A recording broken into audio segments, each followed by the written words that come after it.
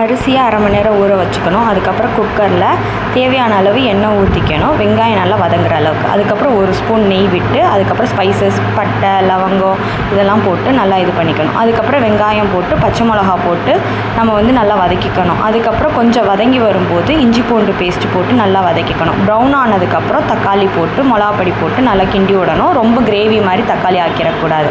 அதுக்கப்புறம் புதினா, கொத்தமல்லி இதெல்லாம் போட்டு நல்லா வதக்கிக்கணும். நல்லா வதங்கி வரணும். ரொம்ப கிரேவி மாதிரி கொத்துற அளவுக்கு இது பண்ணிடக்கூடாது. ஏன்னா கிரேவி தண்ணியாக தான் இருக்கணும்.